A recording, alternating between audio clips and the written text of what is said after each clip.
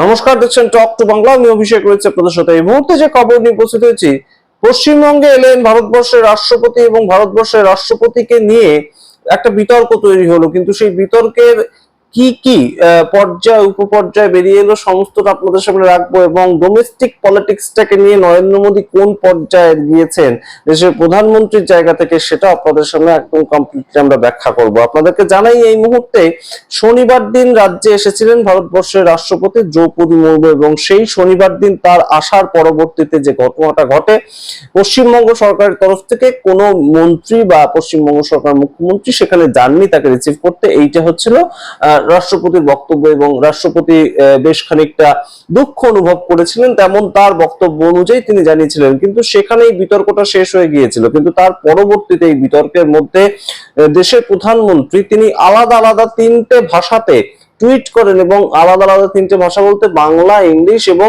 ওড়িয়া ভাষায় তিনি টুইট করেন। আপনারা বুঝতেই পারছেন যে বাংলার ভোট রয়েছে, তাই পশ্চিমবঙ্গের মানুষকে জানানোর জন্য তিনি বাংলা ভাষায় টুইট করেছেন। ওড়িয়া ভাষায় তার কারণ উড়িষ্যায় থেকে অ্যাকচুয়ালি বিলং করেন রাষ্ট্রপতি দ্রৌপদী মুর্মু, এবং অবশ্যই ইংলিশে তিনি জানাবেনই। তো সেই জায়গা থেকে কি বলছেন দেশের প্রধানমন্ত্রী সেটা আপনাদেরকে জানাই, এবং তার প্রত্যুত্তরে মমতা বন্দ্যোপাধ্যায় তিনিও কি বলছেন সম্পূর্ণটা আপনাদেরকে জানাবো বিস্তারিত। এবং মমতা বন্দ্যোপাধ্যায়ের অভিযোগটা খুব বক্তব্য একদম স্পষ্ট যে রাষ্ট্রপতি এই মুহূর্তে তিনি আদিবাসীর জায়গা থেকে আদিবাসীদের একটা অনুষ্ঠানে অংশগ্রহণ করতে এসেছিলেন, কিন্তু যখন আদিবাসীদের নাম কেটে দিচ্ছিল, যখন মণিপুরে আদিবাসীদেরকে অত্যাচার করছিল কেন্দ্রীয় সরকারের পক্ষ থেকে, বিভিন্ন জায়গায় আমরা দেখতে পেয়েছি অত্যাচারের ছবি, সেই জায়গাটায় কেন রাষ্ট্রপতি মুখ খুলছেন না? দেশের প্রধানমন্ত্রী বলছেন, this is shameful and unprecedented.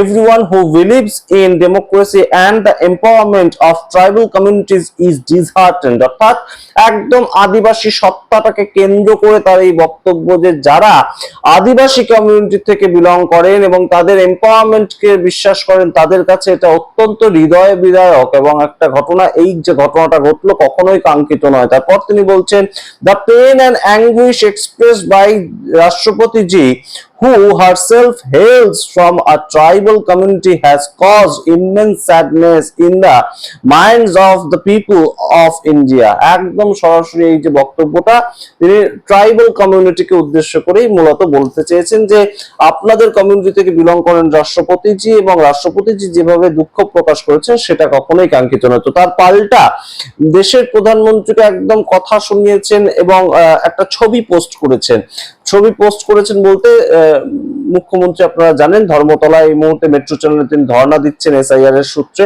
এবং সেই সময় একদম রীতিমতন একটা প্ল্যাকার্ড নিয়ে এসে একদম ফিল্মি কায়দায় তিনি দেখিয়ে দিয়েছেন যে কারা আদপে রাষ্ট্রপতিকে অপমান করে। রাষ্ট্রপতি দাঁড়িয়ে আছেন, লালকৃষ্ণ আদবানিকে তিনি সম্মান জানাচ্ছেন। এই সময় কিভাবে দেশের প্রধানমন্ত্রী তার পাশের চেয়ারে বসে আছেন সেই সম্পর্কে একদম সরাসরি প্রশ্ন তুলেছেন মমতা বন্দ্যোপাধ্যায়, এবং সেটা নিয়েও রীতিমতন বিতর্ক তৈরি হয়েছে। আপনারা আগে শুনুন মমতা বন্দ্যোপাধ্যায় রাষ্ট্রপতিজির উদ্দেশ্যে কি বলছেন, তারপর আসছে নিয়ে বিস্তারিত ব্যাখ্যায়।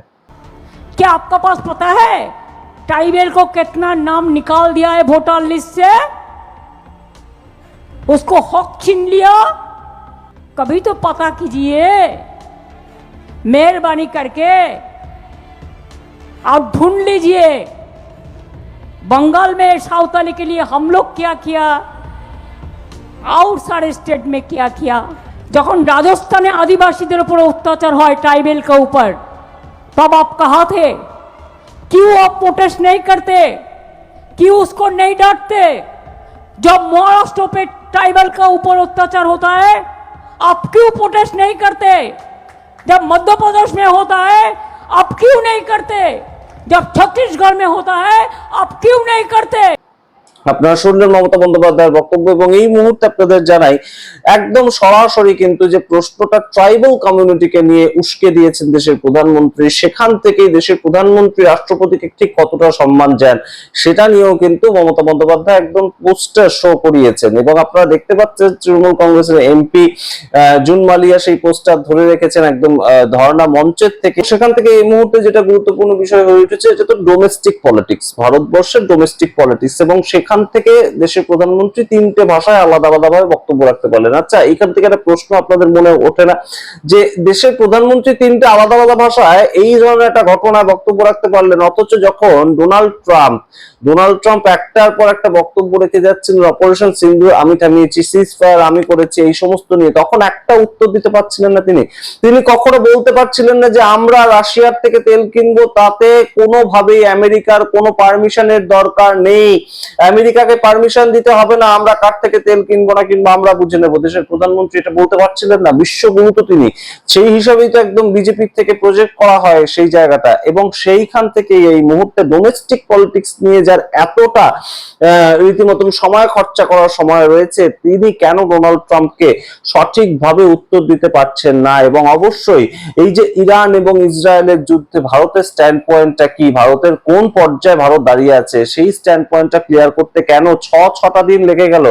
আলী খামেনাই তার মৃত্যুর পর কেন রীতিমতন একটা পোস্ট করে অন্তত জানাতে পারলেন না দেশের প্রধানমন্ত্রী? এবং অবশ্যই আপনারা জানেন এই মুহূর্তে যে দেশের প্রধানমন্ত্রী যখন কোনো বক্তব্য রাখেন, তার গাম্ভীর্য আলাদা পর্যায়ে দেশের মানুষের কাছে পৌঁছায়, এবং রাষ্ট্রপতি এবং মমতা বন্দ্যোপাধ্যায় তাদের মধ্যে যে ঘটনাটা ঘটেছিল, এটাতে যদি দেশের প্রধানমন্ত্রী টুইট না করতেন, তাতে এই বিষয়টা কিন্তু এইভাবে ছড়াতো না, এবং মমতা বন্দ্যোপাধ্যায় পাল্টা প্রত্যুত্তর দিচ্ছেন, এইগুলো হতো না। কিন্তু আমাদের যেটা মূল বক্তব্য সেটা তিনি করেছেন, তার পলিটিক্স দেখানোর জন্য পশ্চিমবঙ্গে ভোট আসছে, তিনি করতেই পারেন বিজেপি নেতা হিসেবে, কিন্তু মূল যে জায়গাটা একদম বিশ্ব পলিটিক্সের দরবারে গিয়ে দেশের প্রধানমন্ত্রী বারবার চুপ হয়ে যান কেন, এই প্রশ্ন তো এই মুহূর্তে ওঠেই বৈকি। তার কারণটা হচ্ছে যে আলী খামেনাইয়ের মৃত্যু, সেটাকে নিয়ে সারা পৃথিবী তাদের স্ট্যান্ড পয়েন্ট ক্লিয়ার করেছে। ইরান এবং ইসরায়েলের যুদ্ধ নিয়ে সারা পৃথিবী তাদের স্ট্যান্ড পয়েন্ট ক্লিয়ার করেছে। ভারতবর্ষ একমাত্র দেশ যারা ছটা দিন লাগিয়েছে, তাও ভারতবর্ষের বিদেশমন্ত্রী এস জয়শঙ্কর সম্পূর্ণভাবে